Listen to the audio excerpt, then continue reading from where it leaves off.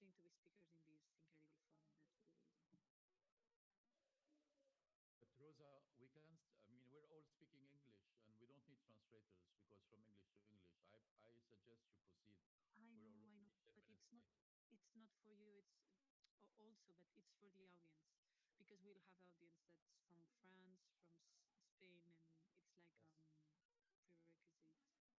I know that we all understand each other in English, and it's not a problem, but it goes like this. I'm trying to arrange it with the team. Yeah, but if they can't fix it within the next minute, I just think we should go. I know, We can't delay everybody. Not I only know, us, I but know. also the audience, because people logged in at 5, at 3 o'clock, Yeah, yeah, whatever. I know, I So know. it's not good to I know. delay. Just 1 second. So please, Patty, maybe you could also speak, translate to French at least. I don't know if you could speak Spanish too, but maybe we could have a few of us speak in Spanish. I suggested to them I'll speak in Chinese if they want. بس خلينا نبلش. We're all not that lucky to be like you, Patty. So yeah. I just said that we will go like without translation, and they have to approve it, and we go.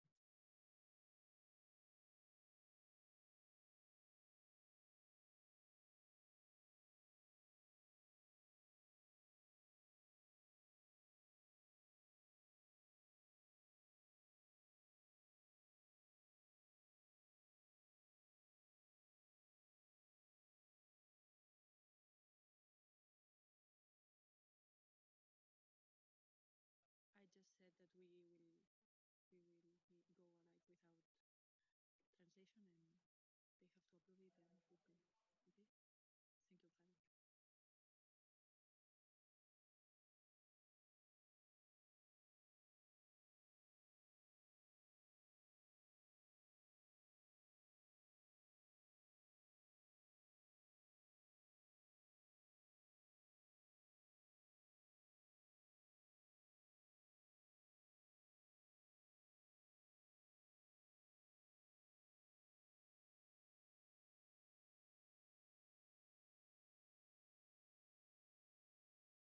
Vale.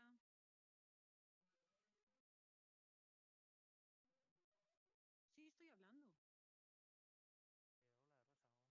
Si es sin interpretación, sin interpretación. Vale, es que la lista nos pone que faltan dos, pero... Sí, pero no pasa, no, falta uno, pero da igual. No, no, no, y Anuar no se va a conectar, ya está. Estamos todos. Vale. Cuando me digáis, vamos, ¿no? ¿Pensar? Sí, ¿no? O sea, quiero decir que estamos todos. Ok.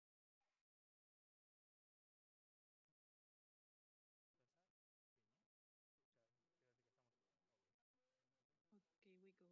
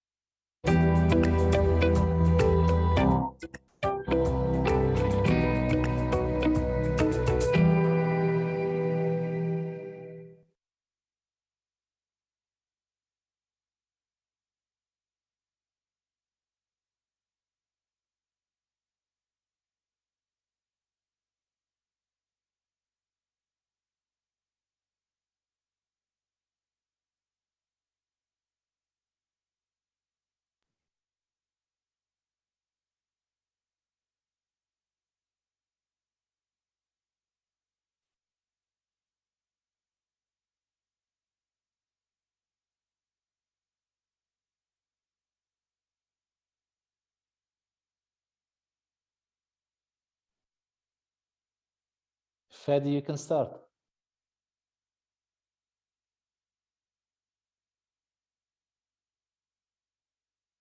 Good afternoon, ladies and gentlemen. Hello, everyone. I'm honored to welcome you to this meeting with such distinguished speakers to discuss the rise of entrepreneurship around the Mediterranean on the backdrop of a dazzling startup ecosystem, despite the negative impacts of COVID-19 pandemic. Permit me first to start the debate about our region's important economic growth opportunities by highlighting a major shortcoming that hinders our ability to achieve full development potential. This is actually the high level of unemployment, especially among youth and women. The World Bank considers that countries in the Middle East and North Africa possess all the ingredients needed to leapfrog into the digital future. But unfortunately, we still have one of the world's highest rates of youth unemployment, especially since highly educated women in many communities stay home for a variety of cultural reasons. The promise of a new way forward to overcome such a hurdle is undoubtedly by reinforcing entrepreneurship and startups that support digital economies. However, although the internet and handheld devices are abundant throughout the region, young people continue to face difficulties in putting technology to productive use, as they are currently being used mostly to access social media rather than to launch new business ventures. The World Bank considers that the first essential step to surmount this obstacle is to become learning societies, where shared knowledge leads to increased innovation. This, in turn, will foster development and lead to creation of a vibrant digital service economy. Together, education systems should focus on encouraging greater openness to innovation and risk-taking, while favoring skills premium, a concept that dictates higher compensation and more secure employment for higher educational attainment, especially in the fields of science, technology, engineering, and mathematics, and where students sharpen their critical thinking and managerial skills within collaborative teamwork arrangements. In addition to skills, the digital economy would also require technical infrastructure, and countries in the region need to focus on expanding connectivity as a prerequisite for the delivery of new mobile and digital services in e-commerce, vocational training, healthcare, and finance, all of which could substantially increase inclusive welfare. Realizing the valuable potential of the vast human capital around the Mediterranean, creating new job opportunities, and ensuring sustainable economic growth will require improving trustworthy digital financial systems and innovative user-friendly payment platforms. In essence, entrepreneurship and innovations remain the key essential factor to ease the entry of startups into the competitive global markets and boost accessibility for their own product range of goods and services. Additionally, the International Finance Corporation, IFC, considers that encouraging entrepreneurship and startups will improve national economic growth, encourage new investments, reduce the level of unemployment, enable businesses to achieve economies of scale, expand the country's tax base, and help citizens to enjoy efficient infrastructure and other beneficial services at all levels. This concept is further confirmed by a recent OECD report advising countries in the Mediterranean region to improve their investment policies by applying reforms having four main objectives: improve the clarity, consistency, and transparency of investment rules and procedures, advance reforms to boost competition and private sector development, better target investment policies to further serve sustainable development goals, and strengthen good governance to deliver better investment policies. Ladies and gentlemen, let me conclude my welcoming remarks by emphasizing the role of SMEs in promoting inclusive diversification and job creation, while confirming that increased usage of digital technologies will certainly enhance business integrity, competitive access to global markets and networks, economies of scale, and operational development. Now it gives me great pleasure to introduce our keynote speaker, His Excellency Edward Chelsea, Chairman of Economy and Finance Committee in the Parliament of the Republic of Albania and former Minister of State for the Protection of Entrepreneurship. Not to mention that he is a strong advocate of innovative startups and an active supporter of stakeholders within our related ecosystem. Minister Chelsea, the floor is yours. Thank you very much, Youssef, for the invitation and for making me part of such an interesting forums and discussions. And greetings to everybody.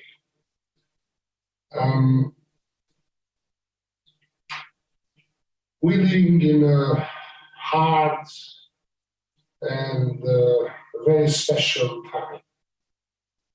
Last time we met, we were referring to the pandemic and to the crisis, but also the opportunities which could come up with crisis. A year later, we are completely aware now that the sudden and deep recession that the economies went through a year and a half ago could bring radically to rethink all kinds of operations, innovation in technological, but also organizational perspectives, both on government sides and entrepreneur sides. We are aware of the delays between the innovation and adoption. And then from the adoption to the economic impacts. The history of productivity has shown that the technological revolution, it happens with such a delays. As you mentioned, I've been holding different positions. And one of the things that I noticed, especially when I was Minister for Protection of the Entrepreneurship, was the huge gap between the entrepreneurs and the government. Mr. Saad rightly said that, unless you have a good governance, the business cannot flourish. You need rules, you need procedures, you need the right atmosphere for the competition, you need investment policies. But unless you have a government who can field the entrepreneurs, can live with them, can know the problems, and be aware that the governments cannot solve all the problems, but to create all the premises, all conditions for the entrepreneurs to enter into the policy making. What I've noticed, and when I first dealt with the startup ecosystem in Albania, I distinguished very young, talented guys from one side and the bureaucracy of the government on the other side. And there were cases when we were discussing the law of the startup law in Albania, where we were trying to explain to the governmental bureaucracies what it meant. So we had far more advanced people who could drive the sector and make the government play a role which could not play. So what we did, as a matter of fact, was that closing this gap. But how you close the gap? Entrepreneurs worldwide complain that the government don't listen much. Or even if they listen, they do not understand. Or even they do understand, they're not capable of offering them solutions. So how we institutionalize this relationship between entrepreneurs and the government? First, by building up a platform, which we're doing now. In the end of the day, we will be aware of the demands of the entrepreneurs, complaints, based on the typology of issues or ranges of subjects. So in this platform, where the entrepreneurs submit their demands, requests, either authorization, permissions, or even suggestions for how to improve the government services, how to improve the rules, how to improve the procedures, how to make the investment policies better. You create the data which allows you to better understand the needs of the government. This is the first step. The second is that when you invite the entrepreneurs in the offices, or sometimes it's much better, and to me it was a wonderful experience spending time outside my office at their premises in order to better understand how they're operating. It's going to build a bit of trust, okay? So this gap starts to narrow. You find out that sometimes the best ideas of solving several problems are not coming from the governmental officials. For instance, when we decided to go in all services, applications online, it came due to the talks with the associations, the entrepreneurs, who thought they were spending a lot of time in the front offices of different state-owned agencies. But we started with an online application, and then we started a study to re-engineering all the processes. You cannot build a good business climate unless you communicate intensively, daily, and understand from the best experiences of the entrepreneurs. As I said, we're not capable of solving all the problems, and we cannot be specialists at all kinds of problems. But we can create as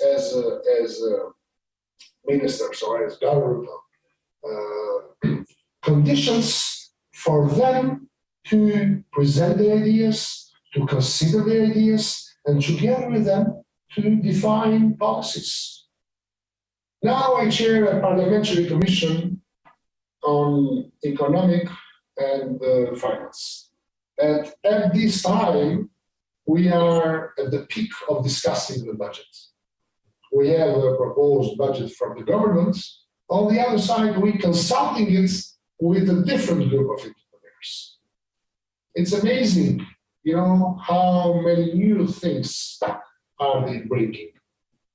Are we going to be able to take into consideration all the proposals? I'm not sure. And we're fighting. I belong to this government, to this majority. But I noticed that if the process of discussions and communicating would have been a better one from the beginning, then we would have a better fiscal package and also a better budget. We, as I said, are not able to solve all the problems, but we can create conditions for the entrepreneurs to participate in solving the problems. And as I said, government and business can work together to speed up the technology adaptation, and also managerial innovation. We now are at the time where unless we invest in technology and reorganization, we're not going to go too far.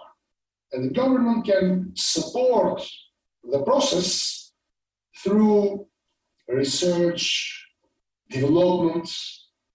We have to build within our government laboratories where this brainstorming of ideas together with entrepreneurs can work together for finding the best scenarios for the economic growth.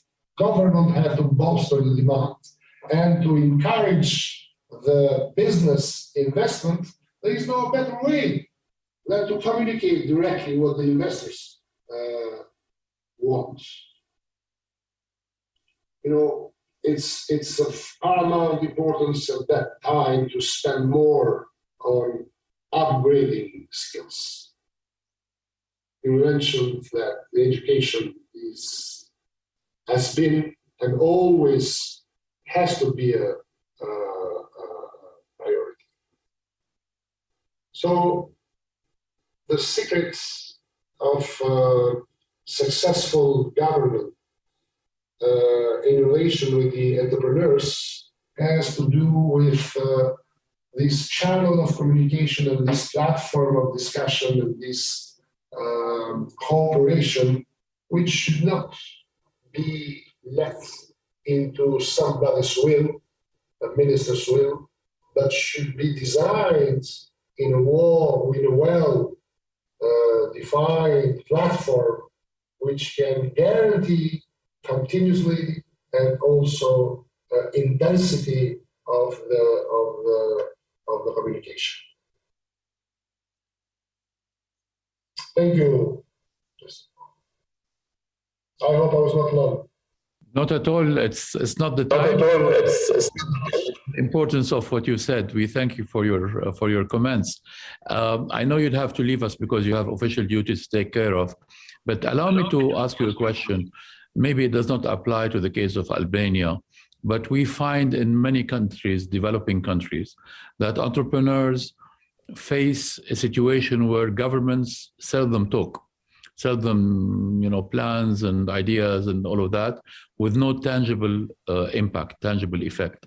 And what entrepreneurs want, basically, access to capital, access to markets, access to scalability, access to well-educated staff and managerial, etc., requires a friendly ecosystem. Would you have any recommendations to share with us about how can we get the government to move from intangibles that have no value to intangibles that have value, because we understand that they are not able maybe to give us money directly from their budgets or have special situations for us. But what can we get from a government to have a real impact on our ecosystem?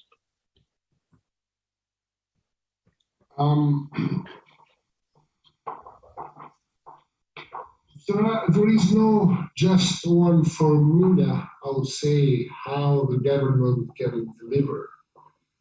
But one thing I have to say, due to my experience, is that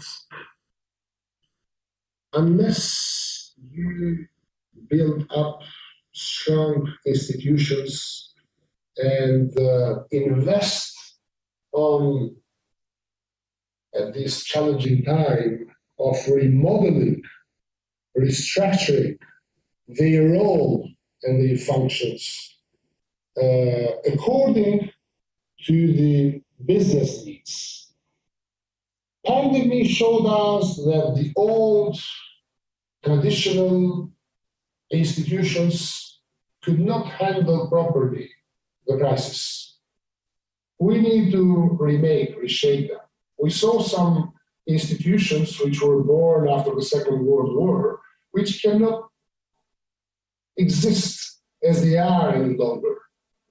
what government at these times have to do is to better reshape the role of the institutions. Probably we don't need some institutions anymore.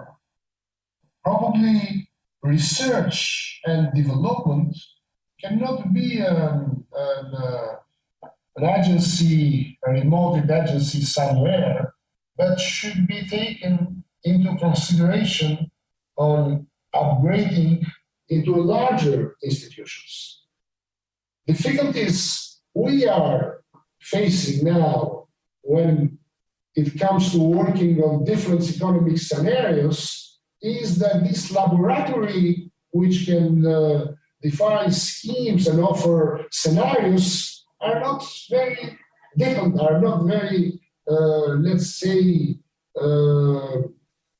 well organized with deep analysis. So one thing is the investment on research and development. What scenarios should we follow? And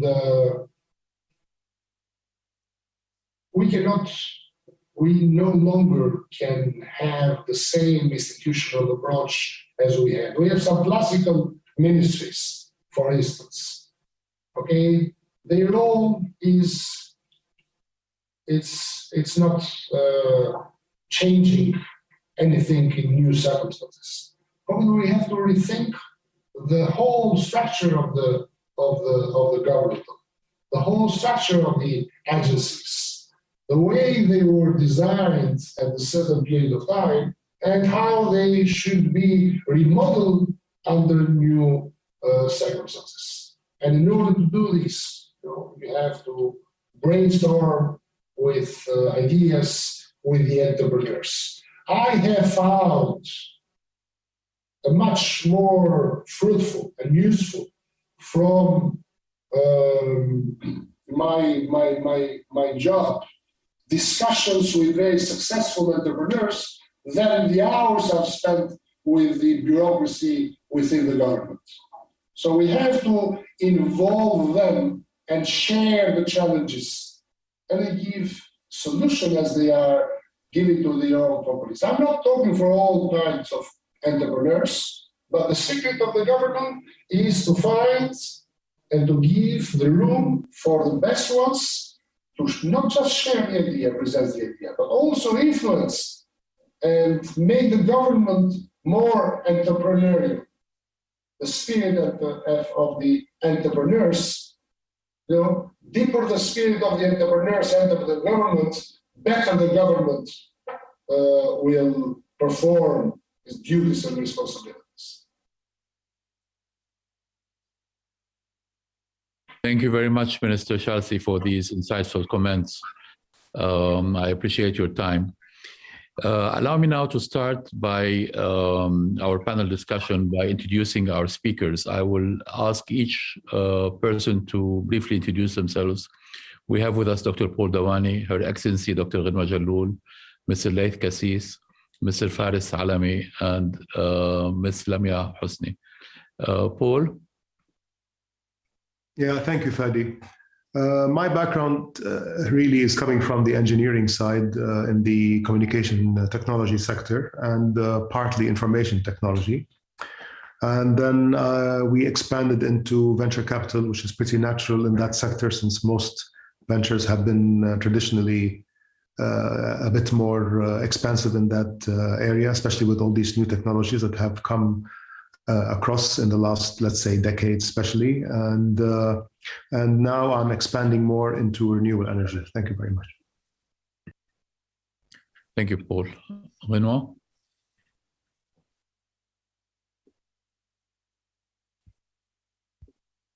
You're muted.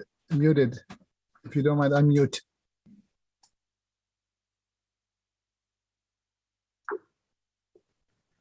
Yeah. So I am an academician by training, and I would say a resultant public figure, assumed a role in being an MP in the Lebanese parliament between 2000 and 2009. where I founded the Information Technology Parliamentary Committee and proposed the IT law for Lebanon. And also a practitioner in the digital transformation, entrepreneurship, and startup initiation with more than 30 years experience in IT. My training is also, my PhD is in information technology with a mathematics background from University of Technology Sydney, with a mathematics background from the American University for Beirut. In the last years, I have been presiding private enterprise for technology and digital transformation and software consultancy. And in 2015, I co-founded Torch, which is a pre-accelerator missioned with the training youth of Lebanon, actually retraining graduates of Lebanon, and help them transform their ideas into MVPs and startups. This was one of a kind. Torch programs were devised in Lebanon, and they helped 360 young graduates to move from sometimes unemployment or classical training and enter into the knowledge economy phase. I've been honored throughout with my work. I've been honored by several international organizations, including UNESCO. I got the Arab Women Award, and also I'm a pioneer of peace with Women World Federation. I'm very honored to be with this group and to join this panel, and I hope that I aspire will add lots of value to Mediterranean countries. Thank you, Your Excellency. Laith? Right. First of all, I would like to thank you, Fadi, and the organizers for the invitation, as well as the audience for joining us today.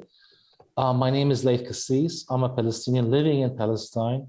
I've graduated from the universities of Wisconsin in the USA and the Royal Melbourne Institute of Technology in Australia, where I've lived in Sydney for a few years.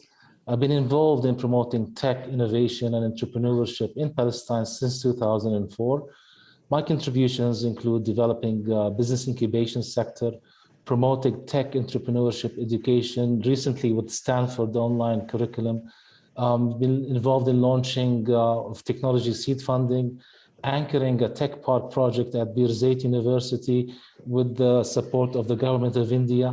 And now I'm launching corporate entrepreneurship programs and innovation hubs with the largest economic and telco group in Palestine called PalTel Group. Thank you. Thank you very much. Faris? Thank you, Fadi. Thank you, of course, everyone who's organized, including our partners at SCAMI. So thank you for the opportunity. And thank you, of course, for the panel and everyone who's joining us. I've been lucky enough to work in the entrepreneurship space for the past 30-some years, focus on entrepreneurs who are underserved or underrepresented, starting or launching businesses. And I'm maybe one of the few that have interacted between both worlds. I'm going to call it tech-based entrepreneurship and place-based entrepreneurship, meaning retail or services or offices or things of that nature. So I interact between those two worlds. And I'm lucky enough to have set up and coordinated as well as implemented these programs in 60-some countries around the world. So it's always luck to work with wonderful people implementing policies, but then, of course, deploying it to see what it really happens on the ground. And from also lucky to do that from the youth perspective in high school, all the way to college, all the way to, 60s and 70s and in marginalized communities. So thank you for the opportunity. Looking forward to the discussion. Looking forward to it. Thank you, Faris. And last but not least, Lamia? Thank you, Fadi. Hello, everyone. I am Lamia Husni. I'm from Morocco. I am Managing Director of P Curiosity Lab. It's an innovation lab to create sustainable and inclusive services for rural areas. Our main focus are related to education, healthcare, all the main issues related to rural communities. I am also the head of Entrepreneur Academy, is the education and training program in entrepreneurship.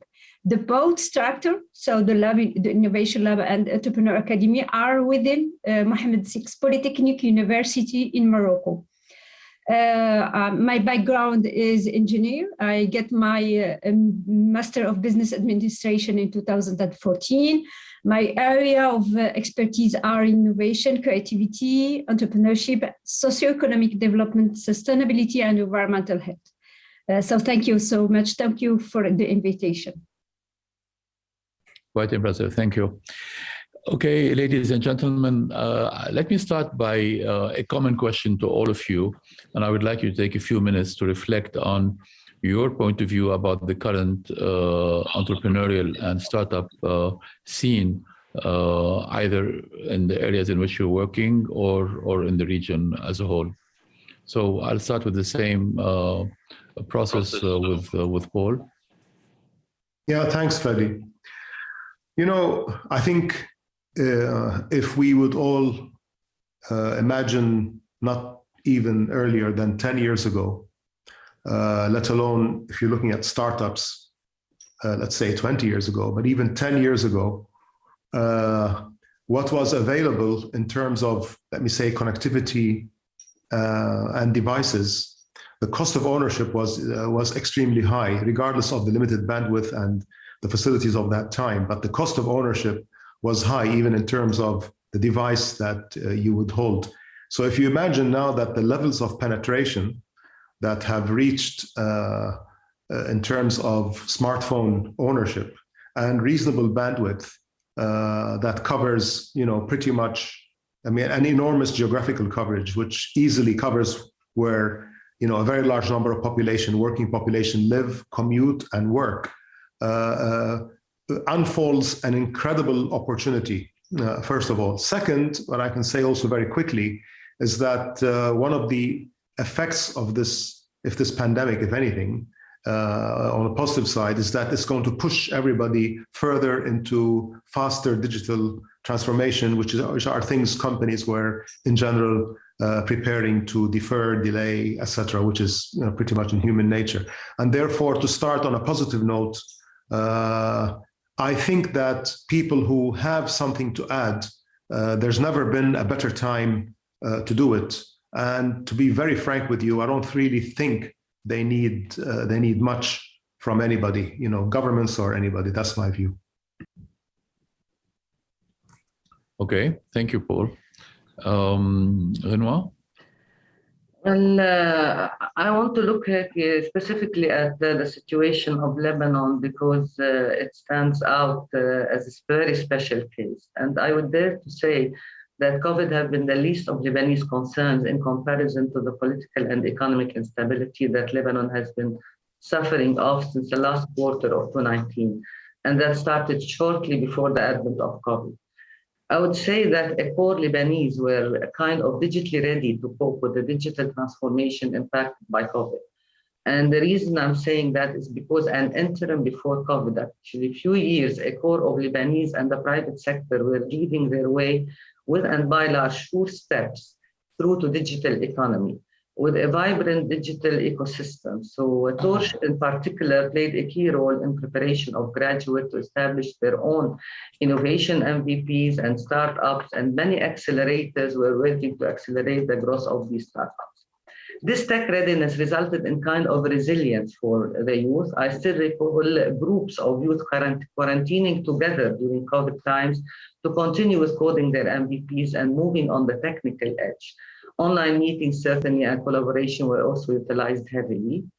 Iced with COVID, however, the political and economic stability that were crowned with the explosion in Beirut on August 4 has been Lebanese nightmare, leading to high rates of unemployment, high inflation, unprecedented migration of youth, families, and businesses, and even closing down of many SMEs, or at least putting those in the kind of dormant status, not to speak about the bad infrastructure that we are currently having in relation to electricity and internet. Perhaps the most category that have been vastly affected are those working in service sectors and especially women, as mentioned earlier. Yet this gloomy environment offered the best motivation for some youth who are still in Lebanon to move into entrepreneurship scene. I witnessed the case of e-commerce startups flourishing locally. Other innovative startups in health and services have been accepted to for acceleration in Europe, in particular France and Germany, and some established in Sydney and USA also through offshores that were established in Lebanon by Lebanese expats. Now, but these are only few compared to what Lebanese can offer in innovation. The most challenging obstacle have been and still funding and also bridging with other ecosystems in the region. There are so many MVPs in Lebanon now are ready to grow and resources that can add value to collaborative projects across borders. Many SMEs and startups are now in dormant stage. I would say if we scratch the surface of it, there is great opportunity for ecosystems to take advantage of Lebanese talents that are now underpaid in Lebanon, and investors to take advantage of Lebanese entrepreneurial skills and startups. I believe this would apply, and many reports show that the suffering of Lebanese as a result of COVID are comparable to many in the Mediterranean region. Looking at the positive side of it, the digital transformation imposed by COVID offer an opportunity for an acceleration kind of digital rescue model. This is what I think we need to look at, that would cross borders, encourage collaboration to counter the negative impacts in good time. So what I'm trying to say is that COVID accelerated people being unemployed. Digital transformation came up, although we all knew it, and we knew that it's happening, but the unreadiness of many made them unemployed.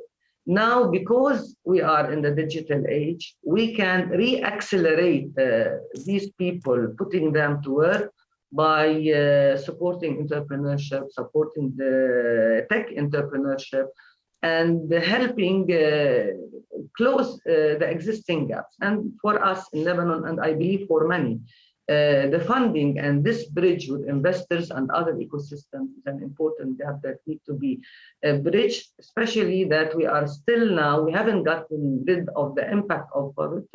To the contrary, it seems that it's attacking again, or it will close borders again, so we need to act fast. And with technology, we can accelerate this unemployment status and move back into better economies across borders. Thank you very much. Thank you. Laith? Yeah, thank you, Fadi. I have a few observations of mine as a result of my day-to-day work that I would like to share with the audience.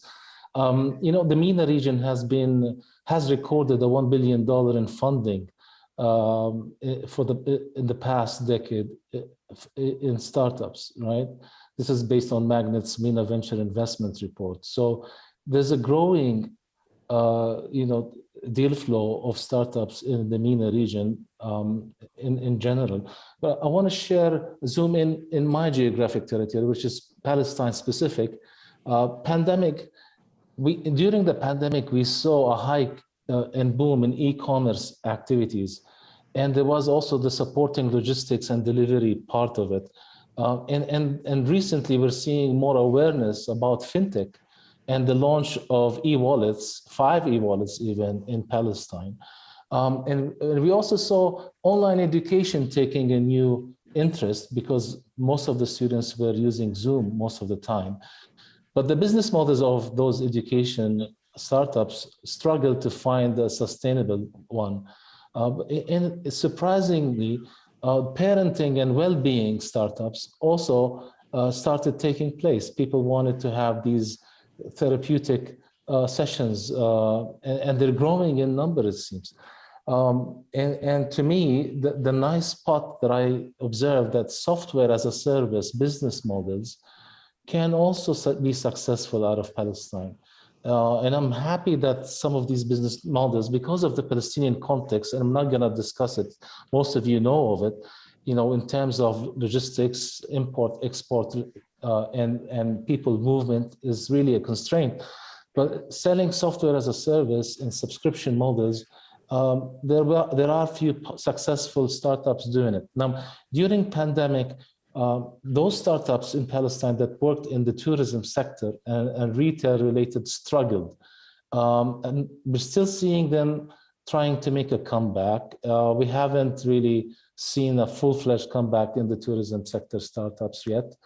But that's in Palestine. Now, moving regionally, I do have several points of observation just the same. You know, MENA is becoming a developing market for new areas of innovation and technologies such as blockchain, artificial intelligence, augmented and virtual reality. So it's a space where more business can take place. I'm observing that the supply of innovation in the MENA region is still coming from talent-rich countries and spearheaded by Egypt recently, followed by countries such as Jordan, Lebanon, Tunisia, Morocco, including Palestine, in no particular order.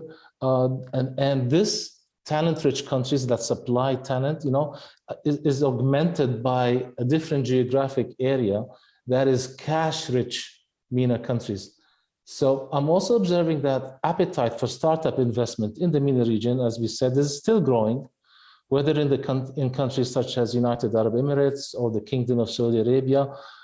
They all are having growing ecosystem of angel and institutional investors, as well as growing markets for startups to develop market and sales traction. Even a country like Palestine has 2 success stories, such as Ken's and We Deliver, making, you know, big traction in the Kingdom of Saudi Arabia.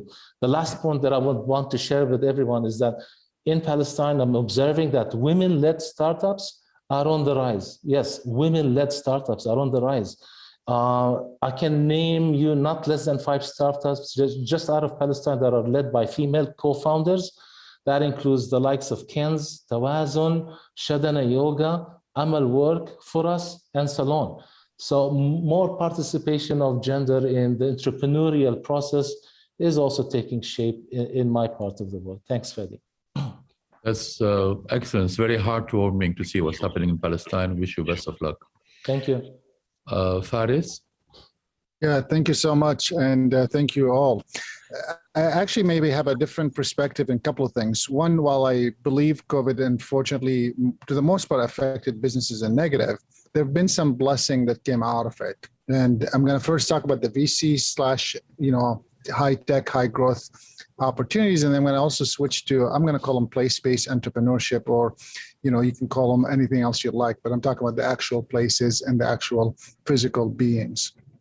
So in the VC world, while in a way, COVID actually somewhat helped it a little bit, or we saw a small slowdown in the region. Specifically, we're talking about, the Mediterranean region, but I'm also lucky to work around it. But just in the Mediterranean region, we saw a big shift from people who normally wouldn't access VC and angels having a little bit more access.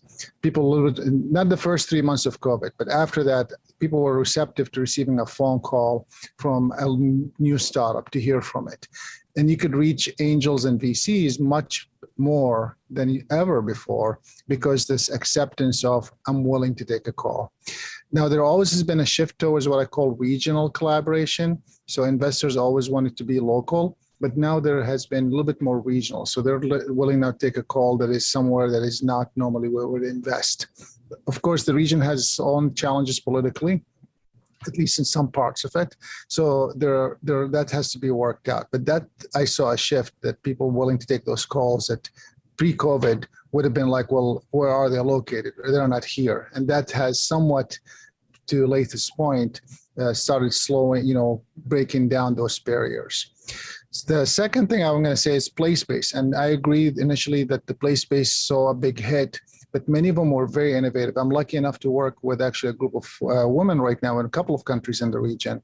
And they're all women entrepreneurs, and they're not doing anything technology. They're actually doing physical things. And that's one thing that I feel like a lot of times we miss the opportunity to support the entrepreneurs who are actually deploying. We always think just of the high growth or high potential, but even someone with employing 1 or 2 employees or 5 or 10 can actually make a big impact in the community that they live in and provide not only wealth for their own family, but also a lifestyle and many other things to the community that they live in. And I've seen a lot of collaboration, a lot more openness now than it used to be, to support each other, where before they were isolated, and now the net kind of like brought them back together. So there's this 2 kind of like models I see, that initially the VC/angel/tech world, and then the place-based world, and they somewhat used to be separated, and maybe they're getting closer together. I'm not sure yet, but maybe there's a bridge that could be built between them.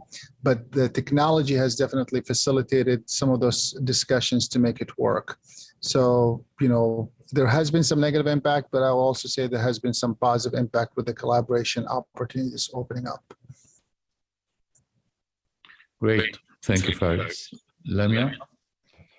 Okay, so from my perspective, and as mentioned before, we can summarize the impact of the pandemic in four, how we can call it, four topics or four pillar or four category. First of all is financial cash flow or access to financial resources. The second point is supply chain.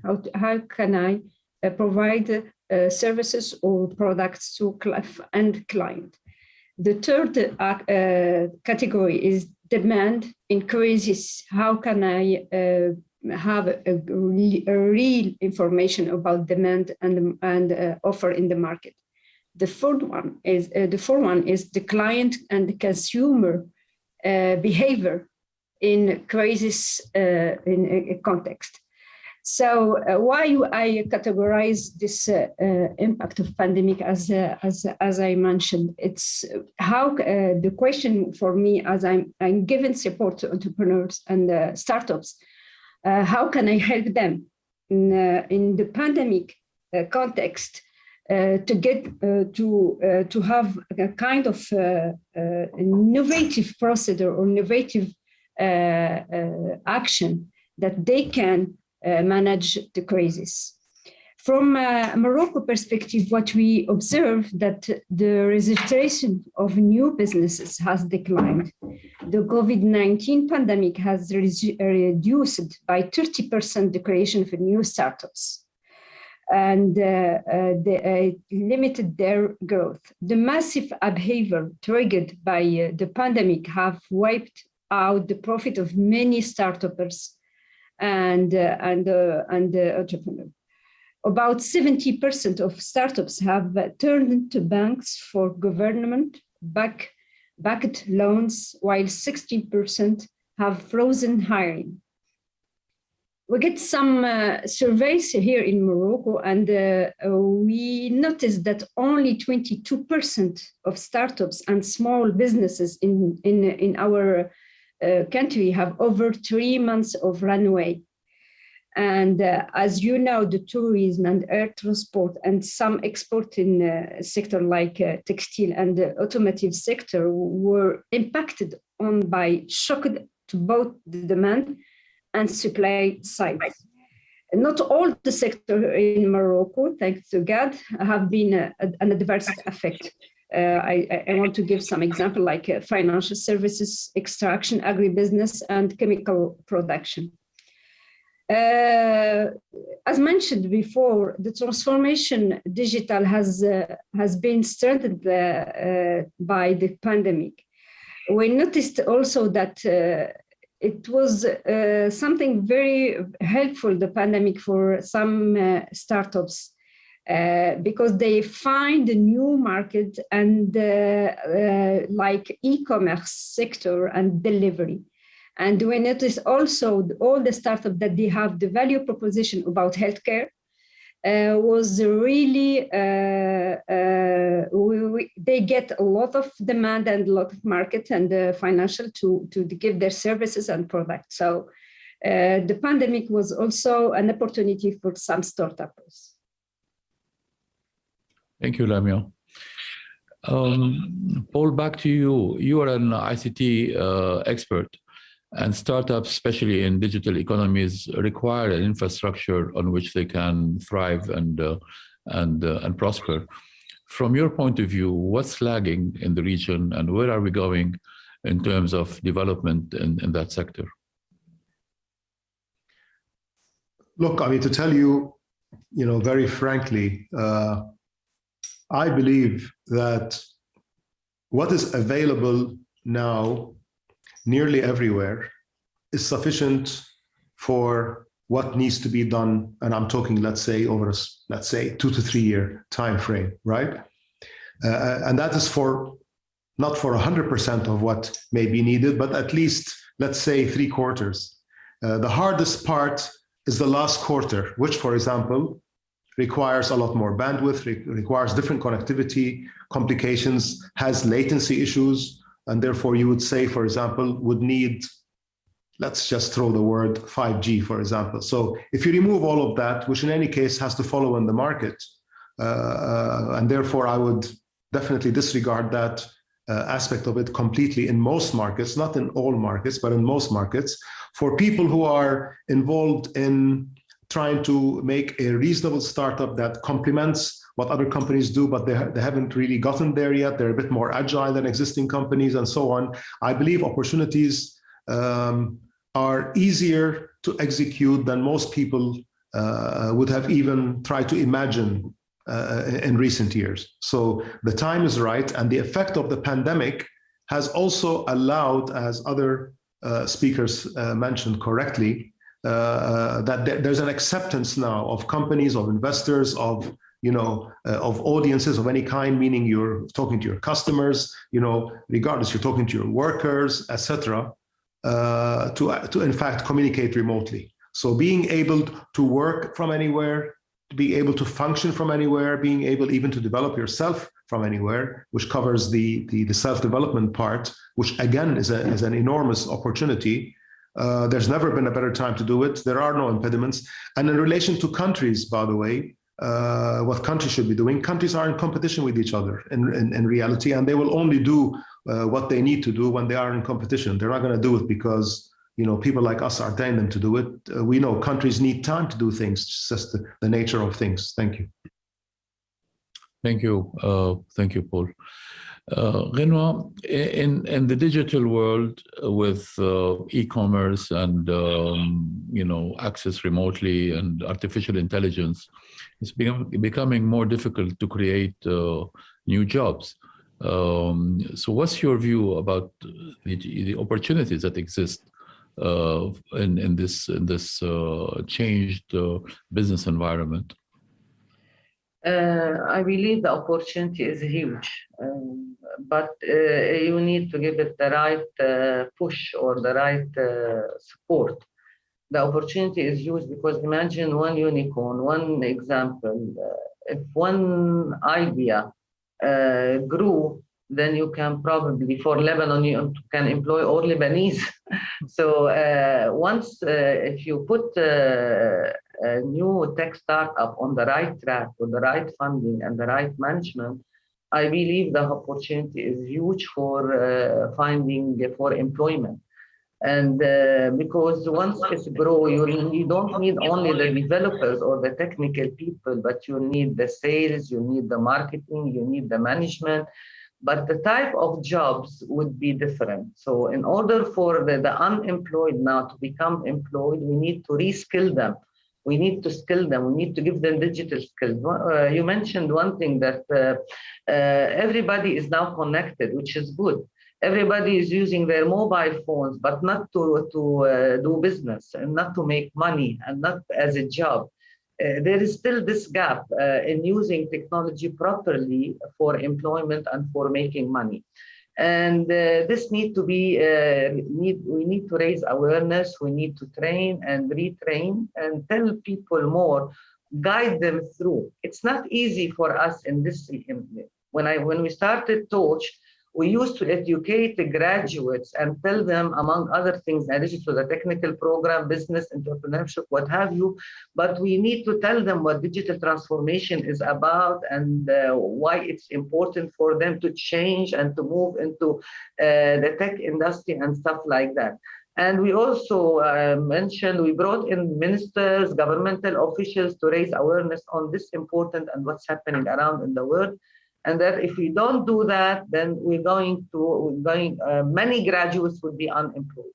So the unemployment is not only because of the COVID, it is because digital transformation has been happening and the training that our students at universities was not sufficient to move into jobs in the technical scene or the entrepreneurial scene. Now, digital transformation happened harshly with COVID-19.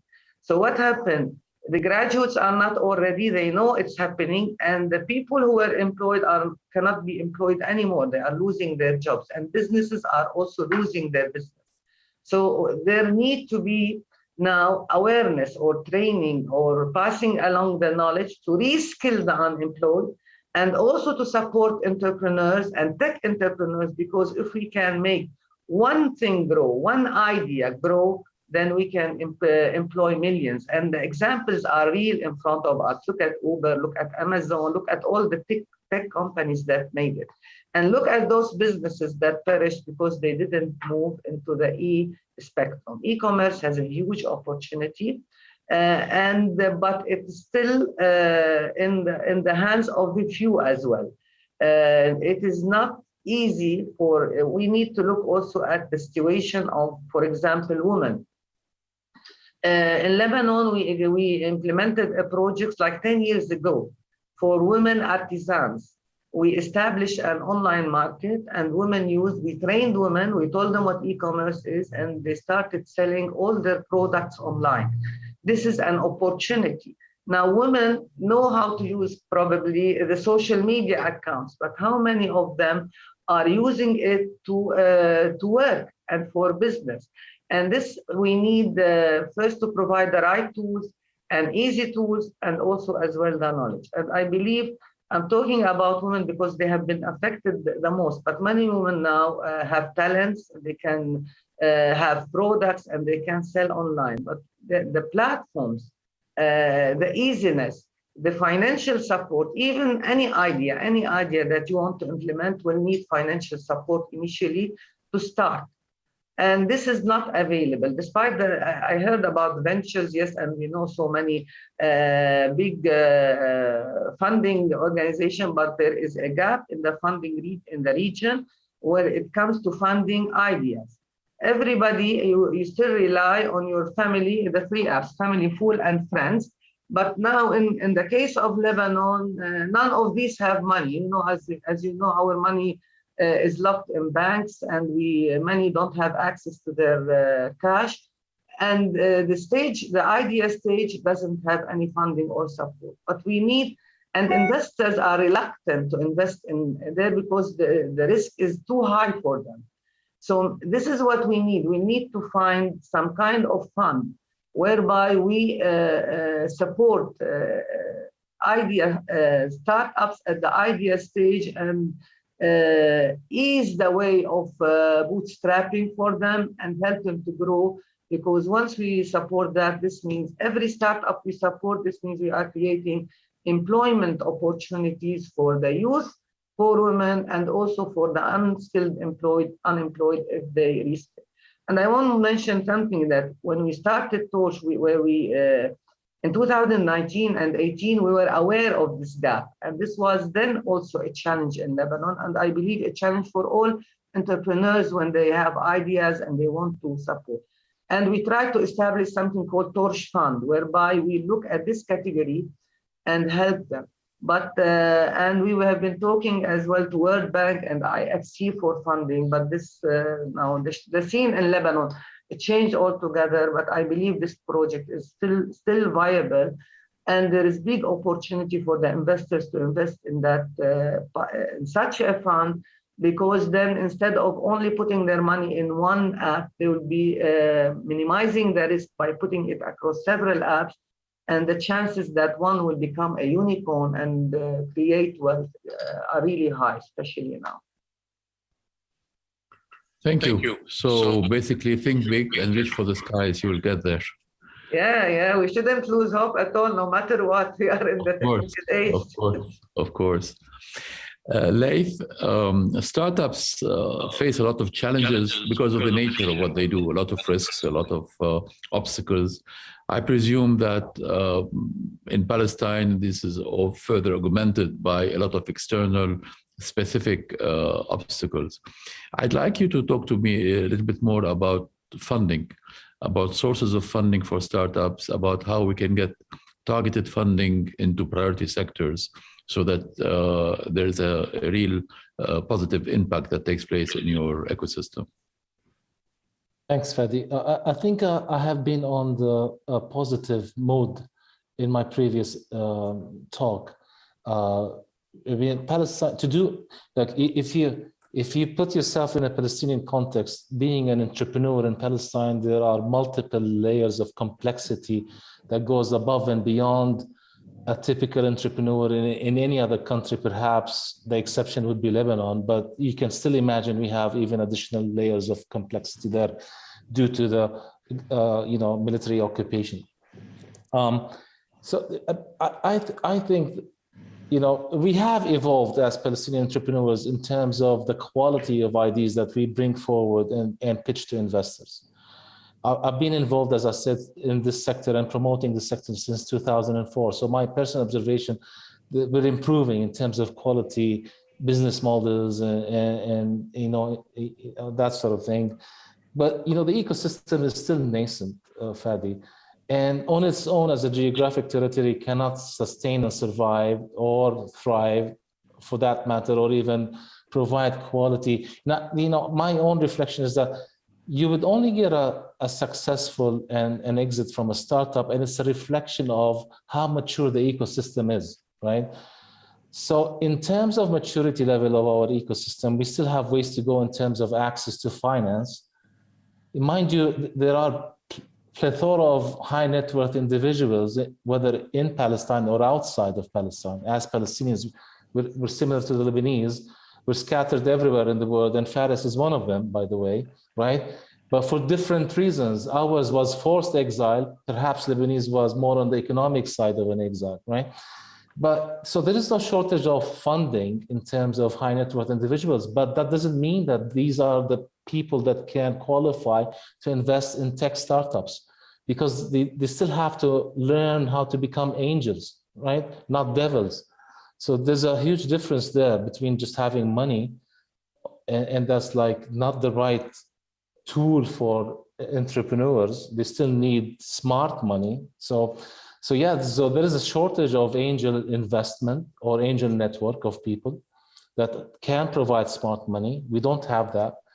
But we do have development agencies, and we're donor-driven country still, where these development agencies and donor countries still provide some grants. But my recent reflection tells me grants are not even the right tool for entrepreneurs, because that puts them in a place where people still look at them as a charity, right? And we have to differentiate between a small medium enterprise versus what a tech startup should be.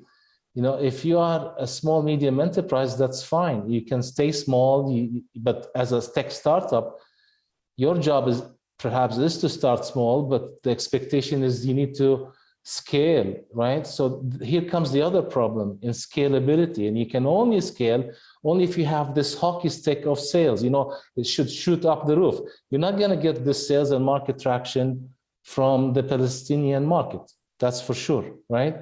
So that also is an example of any Lebanese startup. They need to expand and go regionally. And so if you are able to solve one way or another of accessing early stage investment, there are still a few of those available, whether from the likes of Paltel Group, where I work, we still invest. We're just recently getting into this business, but we only have one venture capital that is still active. This is not enough in terms of maturity of ecosystem, as I said. Now, this is why you will see some of our qualified deal flow go and pitch to VCs in the region, right? But they would demand them that they would have a bit more of a sales traction. So many of these startups would start putting one foot in Palestine, where the kitchen is in terms of software development, but the other foot is there to start developing sales traction, so they can increase the appetite of investors in them, right? So the other challenge is exactly that, access to market. So we do have these two challenges: access to finance in different stages, ID, seed, growing, and we also have this other challenge, which is access to markets. Not to say that practicing entrepreneurship is a science, and people can misjudge that. There's a lot of science in there, and if you acquire this science through education, I think you're better equipped to become a successful entrepreneur. And I think people, in this region, perhaps more in Palestine, diminish or, don't give enough attention to, getting enough knowledge about tech entrepreneurship or the good practice of entrepreneurship, and going from theory to practice in, implementing and exercising entrepreneurial, business models and implementing them. These, I think, in a nutshell, some of those main challenges that we're facing. Not to mind you, we're a bit isolated from the rest of the world. So integrating with global or regional value chains in anything is a challenge for us. And perception-wise, of what people think about Palestinians living in occupied territories is also another challenge. It takes a lot. If you're pitching to an investor, you still, as a Palestinian, you find yourself having pitch a different approach and perception about the country, and then you start wanting to pitch your own business model. As I said, it's a totally different level of complexities. Only few people might relate to it. Having said all of that, we remain to demonstrate entrepreneurial zeal. I haven't seen a nation that is resilient as much as Palestinians. It's just like amazing. We're still pumping up ideas and coming up with new ideas, and life goes on as much as we can, wherever we exist. That's really quite impressive. God bless. We wish you the best of success going forward. I'm especially amused by your comment about the need not to give fish, but rather to give rods and teaching them how to fish for themselves. Yes. Yeah. And I think this is a very important message to all organizations and donors who support that ecosystem. Faris, since Laith mentioned that you're an expatriate, let me ask you about, how do you think entrepreneurs can improve connectivity, and how can startups develop focused networking, regardless of where they are, which part of the world they are in? Yeah, thank you, Fadi. Thank you, Laith. And yes, I am. I apologize for giving you away, but no, not at all. I was going to mention it for sure. I'm always proud to be Palestinian American. I always say that. So, and I participate in anything I could do in both supporting virtually, like we have right now a program running in Palestine actually for women entrepreneurs, and as well as for, and physically when I was there in 2019, or I think last time I was there, as well as the whole region. I mean, I'm lucky enough to, as I said earlier, to travel to lots of countries, and including Spain and including Europe, and some countries not in the Mediterranean, but some are. So we're focused on the Mediterranean. So I think there are a couple of things. Fadi, Laith, as well as Ganwa mentioned a little bit, which is the mindset and the training. And I think the mindset, a lot of times people have misconception on entrepreneurship. And I think Laith hit on it a little bit more, which is the notion if I start something today is going to grow tomorrow. And I want to just challenge us to all think about the investment of time and money that is needed for a startup to grow. People talk a lot about Amazon because it's a big model. The reality is, if you really study Amazon, you'll recognize that for 15 years, they made no money. 15 years, they made no money.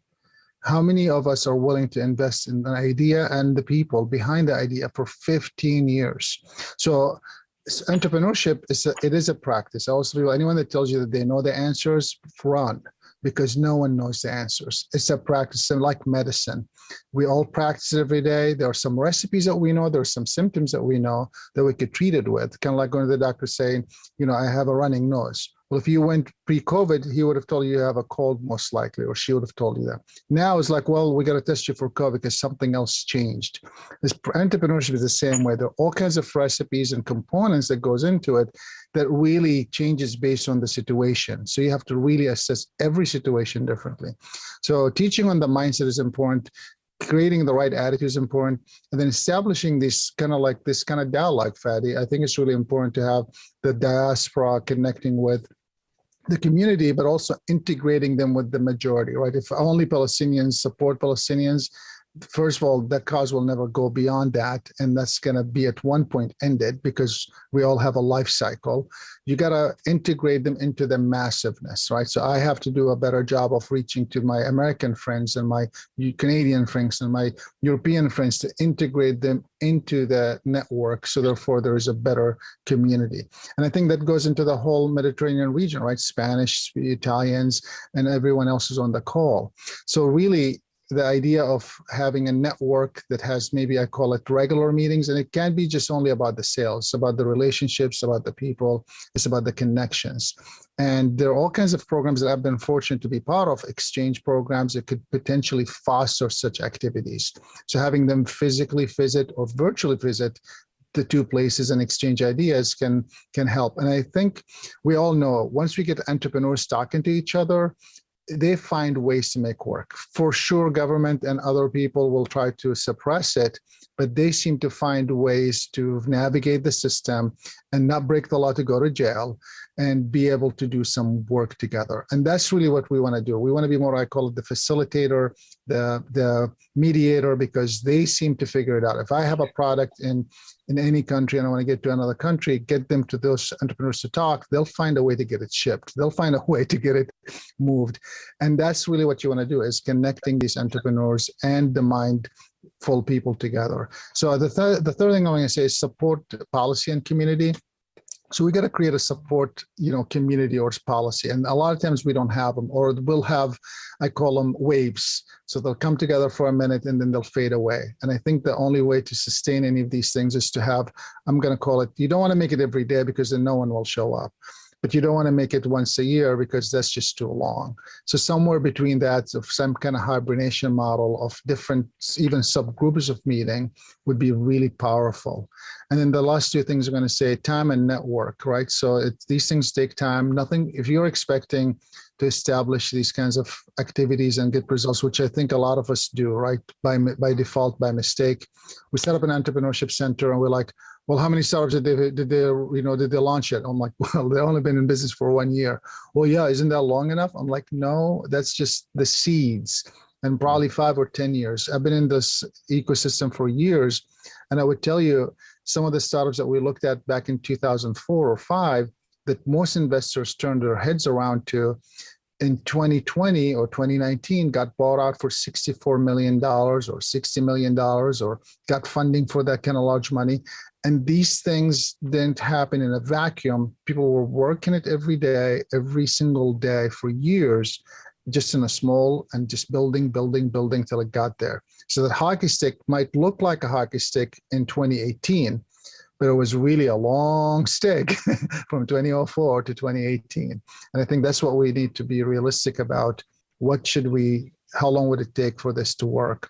So those would be my 5 components of recipe of making this diaspora, as well as the connections, as well as the, especially now leveraging the commerce online tools to bring us together, to work together, to support each other in a meaningful way that could potentially create some prosperity to all of us. Great stuff. Thanks.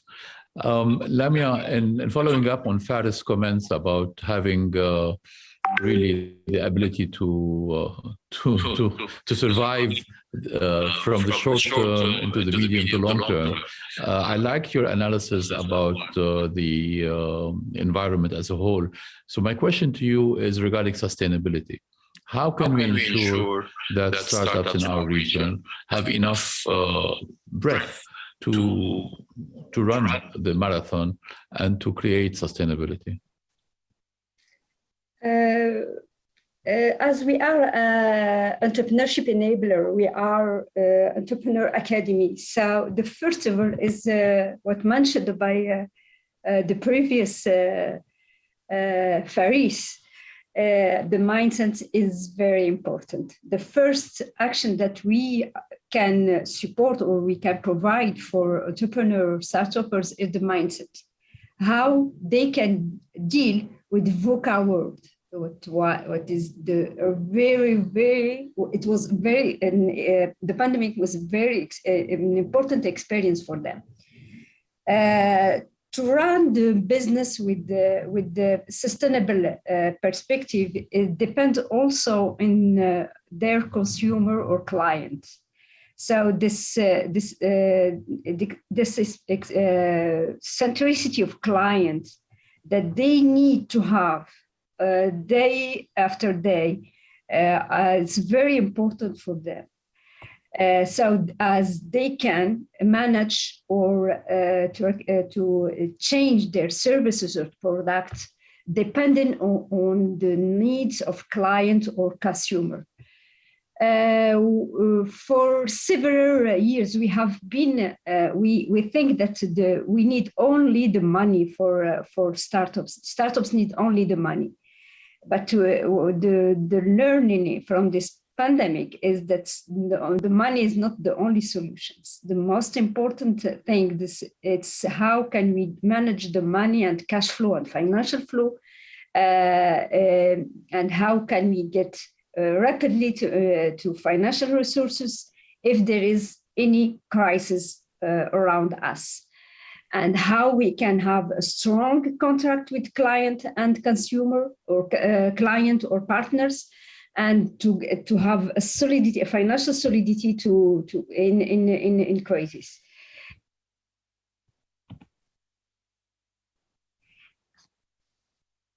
What we can think that we need to digital transformation on all what we are doing, to give more digital services and to have this digital tools as part of all what we is doing in the business. From my perspective, education mindset and how to have a solid financial solidity and the consumer and client. Good, thank you very much. In trying to stay within the allotted hour and a half, we started with about 10 minutes delay, so I will grab the 10 minutes at the end. And I would like to ask you all a final question regarding how you see the way forward in support of entrepreneurship and startups, especially since I remember in the days when we were starting our businesses, given that I have now white hair, so it was a long time ago, when the objective of businesses was to try and to become a big fish in the small ponds, in the small local ponds in which they were based.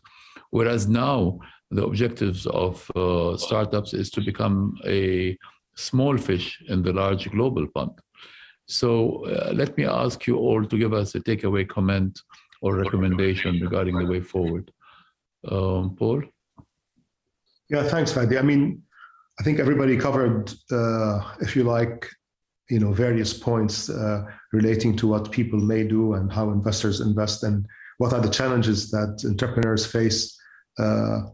We have to, if you like, to end it with one, and I maintain this positivity that I am very positive about, is that really there has never been a better time, simply because that technology has enabled it and it's become so cheap to do, just reasonable things. And therefore, because of that, the dependency on high technology is much less. I mean, years ago, you would need a lot of IT people. Nowadays, you can do with a lot less of them. And therefore, you don't really have to be, if you like, a technologist. You need to have technology people. But so this is also another interesting aspect of it, by the way, that the human element of establishing companies is becoming more of a business enterprise rather than, you have a whiz kid who's gonna, good on the computer, and now he's an entrepreneur, and now, he's going to rule the world and so on, which is, and again, some of that has happened with very big companies, but that is the wrong image, going forward. And so due to the shortness of time, I would just end on one phrase for any audience member, regardless of what you are doing. I would suggest that this is the best time also to invest in yourself, which basically means improve yourself, learn a lot. This is so easy now to learn things. And like one of my colleagues here indicated, that people waste their time on their phones. you're right. But maybe for 1 or 2 hours a day, perhaps you should waste less of your time and invest in yourself. Thank you. Great advice. Thanks. Renoir? You're muted, Renoir. Muted, yeah. Renoir, unmute, please. Yeah, I already did. I always forget to do that. Well, as I mentioned earlier, I believe there is interest for everyone in the Mediterranean region to encourage, and not only to encourage entrepreneurship, but to make come out with really success stories and really unicorns and really successful companies. Because if one startups grow and scale, it will benefit the region, not only the country where it was devised.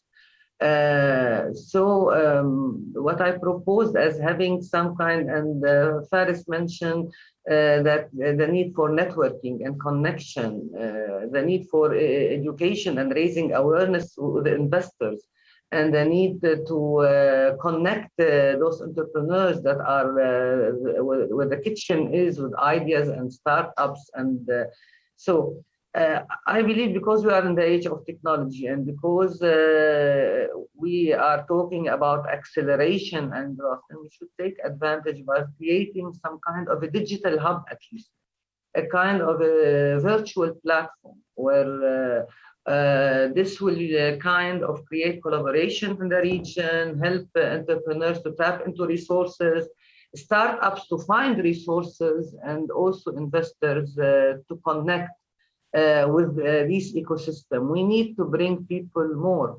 If we really believe in entrepreneurship, and that is the way to go for the future, and I think it is will be a savior for the unemployment crisis that many countries and our country are suffering of.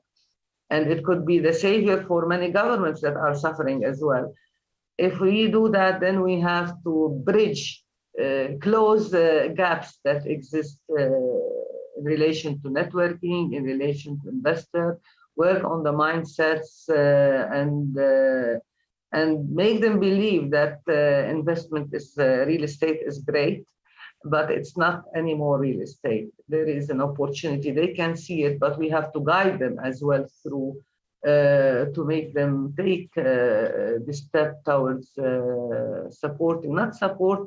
being part of a growing ecosystem. And I think this bridge could be done digitally across for the Mediterranean, and also to grow awareness of expats. In Lebanon, we always pride ourselves with expats of Lebanese, 10 million abroad, 3 million now inside.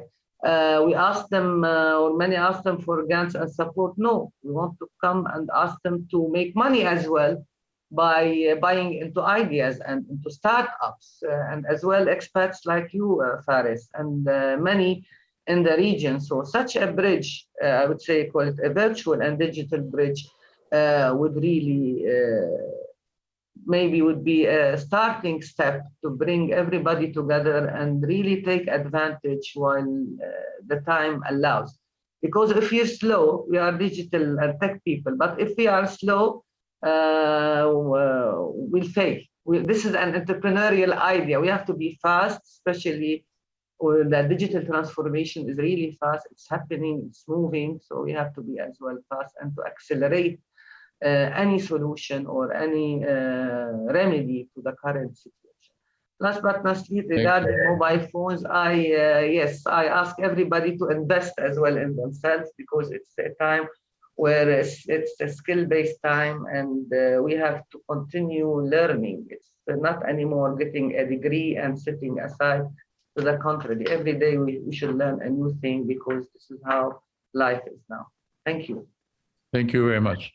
So Leif, the message is throw your mobile phone and through the organizers, I want them to advocate. And my message is really going directly to the EU policymakers. I would want for us to grow from piloting innovation projects between Mediterranean countries as the status quo now. And I believe that we need to scale this and institutionalize and position integration of the innovation, technology, entrepreneurship amongst the Mediterranean countries as one innovation ecosystem. There are three things that I would like us to do: is to access to talent from north to south Mediterranean countries. I mean, I always hear there's a shortage of developers in Berlin innovation ecosystem. There's a shortage of developers in other cities in Europe, you know? And there's all, so it doesn't have necessarily to be immediately an exit or a startup investment or what have you. Right? So accessing to talents is one way of getting us involved in the entrepreneurial mindset, and also identifying economic opportunities to start, pursuing them entrepreneurially.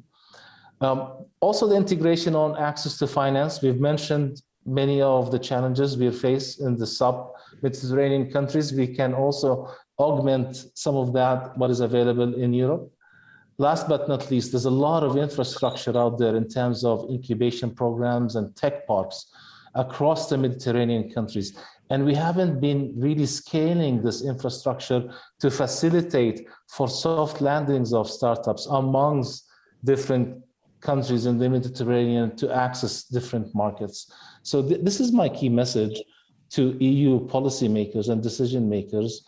And I would like the organizers to advocate such a message to them as well, where this region should really be looked at as one, where this, all the elements of one ecosystem comes at play, leveraging what is available at hand to augment each other's strengths. Thank you, Fadi, for the opportunity. Thank you very much. Thank you. Faris, please, we're running out of time, so if I can have a couple of quick comments.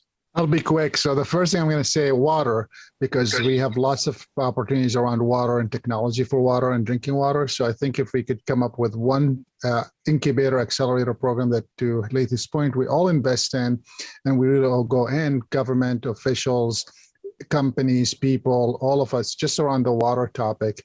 And that could hopefully unfold health or other issues technology-wise that could be unfolded. I'm going to say for the entrepreneurs, think global, act local. And what I mean by that, work your community, because if you don't start strong with the community in local level, you most likely have a weak global level. And then when you go global, find locals in those communities to work locally there for you as well, because that's what you need these days, local grounds or local people on the grounds making it work. I want to be brief, Fadi, because I know we're running out of time. So think local, act global. Act local, think global, and think water and think technology for the Mediterranean region. Thank you. Thank you very much. Lamia? In addition to what the takeaway that mentioned before earlier, my takeaway is that we need a policy government enabling startups and digital startups to access to the government contracts. And also for corporation, they need some procedures and policies to deal with startups. We need also policy government in each sector, like startups in healthcare, startups in water, startups in environmental issues, in energy, and startups in fintech. So we need some policies there that to put startups in a real market business. Thank you. Great. And my takeaway is a great thank you to each and every one of you. I think this was a very informative session. Thank you very much for your time and for your insight and for your comments. And I thank the audience for joining us. And of course, thanks are to Askami for having organized this event. Thank you to everybody. Goodbye and see you soon. Thank you, everyone. Thanks, Fadi. Thanks, Fadi. Bye. Thank you, everyone. Bye-bye. Bye-bye.